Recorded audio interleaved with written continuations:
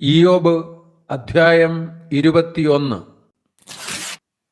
അതിന് ഇയ്യോബ് ഉത്തരം പറഞ്ഞതെന്തെന്നാൽ, എന്റെ വാക്ക് ശ്രദ്ധയോടെ കേൾപ്പിൻ, അത് നിങ്ങൾക്ക് ആശ്വാസമായിരിക്കട്ടെ. നിൽപ്പിൻ, ഞാനും സംസാരിക്കട്ടെ. ഞാൻ സംസാരിച്ചു കഴിഞ്ഞിട്ട് നിനക്ക് പരിഹസിക്കാം. ഞാൻ സങ്കടം പറയുന്നത് മനുഷ്യനോടോ? എന്റെ ക്ഷമ അറ്റുപോകാതിരിക്കുന്നത് എങ്ങനെ? എന്നെ നോക്കി ഭ്രമിച്ചു പോകുവിൻ, കൈകൊണ്ട് വായ് പൊത്തിക്കൊള്ളുവിൻ. ഓർക്കുമ്പോൾ ഞാൻ ഞെട്ടിപ്പോകുന്നു, എന്റെ ദേഹത്തിന് വിറയൽ പിടിക്കുന്നു. ദുഷ്ടന്മാർ ജീവിച്ചിരുന്ന് വാർദ്ധക്യം പ്രാപിക്കുകയും അവർക്ക് ബലം വർദ്ധിക്കുകയും ചെയ്യുന്നത് എന്ത്? അവരുടെ സന്താനം അവരോടുകൂടെ അവരുടെ മുമ്പിലും അവരുടെ വംശം അവർ കാണുകയും ഉറച്ചു നിൽക്കുന്നു. അവരുടെ വീടുകൾ ഭയം കൂടാതെ സുഖമായിരിക്കുന്നു. ദൈവത്തിന്റെ വടി അവരുടെ മേൽ വരുന്നതുമില്ല. അവരുടെ കാള ഇണചേരുന്നു, നിഷ്ഫലമാകുന്നില്ല. അവരുടെ പശു കിടാവിടുന്നു, കരു അഴിയുന്നതുമില്ല.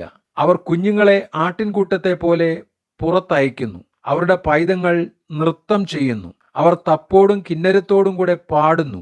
കുഴലിന്റെ നാദത്തിങ്കൽ സന്തോഷിക്കുന്നു. അവർ സുഖമായി നാൾ കഴിക്കുന്നു. മാത്ര കൊണ്ട് പാതാളത്തിലേക്ക് ഇറങ്ങുന്നു. അവർ ദൈവത്തോട്, ഞങ്ങളെ വിട്ടുപോക, നിന്റെ വഴികളെ അറിയുവാൻ ഞങ്ങൾ ആഗ്രഹിക്കുന്നില്ല.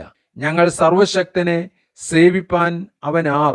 അവനോട് പ്രാർത്ഥിച്ചാൽ എന്തു പ്രയോജനമെന്ന് പറയുന്നു. എന്നാൽ അവരുടെ ഭാഗ്യം അവർക്ക് കൈവശമല്ല. ദുഷ്ടന്മാരുടെ ആലോചന എന്നോട് അകന്നിരിക്കുന്നു. ദുഷ്ടന്മാരുടെ വിളക്ക് കെട്ടുപോകുന്നതും അവർക്ക് ആപത്തു വരുന്നതും ദൈവം കോപത്തിൽ കഷ്ടങ്ങളെ വിഭാഗിച്ചു കൊടുക്കുന്നതും എത്ര പ്രാവശ്യം!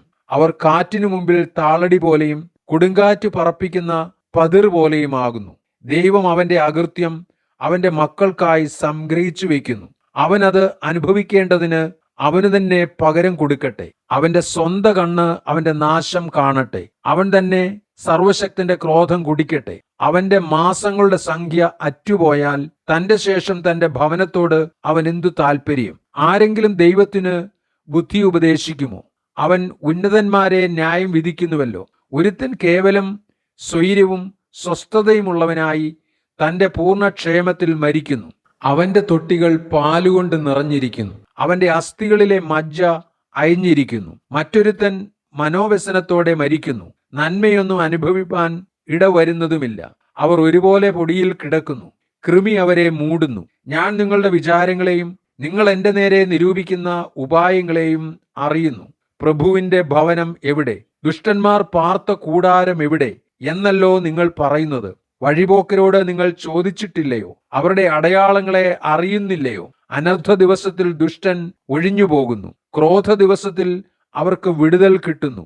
അവന്റെ നടപ്പിനെ കുറിച്ച് ആർ അവന്റെ മുഖത്തു നോക്കി പറയും? അവൻ ചെയ്തതിന് തക്കവണ്ണം ആർ അവനു പകരം വീട്ടും? എന്നാലും അവനെ ശ്മശാനത്തിലേക്ക് കൊണ്ടുപോകുന്നു. അവൻ കല്ലറയ്ക്കൽ കാവൽ നിൽക്കുന്നു. താഴ്വരയിലെ കട്ട അവന് മധുരമായിരിക്കും. അവന്റെ പിന്നാലെ സകല മനുഷ്യരും ചെല്ലും. അവന് മുമ്പേ പോയവർക്ക് എണ്ണമില്ല. നിങ്ങൾ വൃഥാ എന്നെ ആശ്വസിപ്പിക്കുന്നത് എങ്ങനെ? നിങ്ങളുടെ ഉത്തരങ്ങളിൽ കപടമുണ്ടല്ലോ.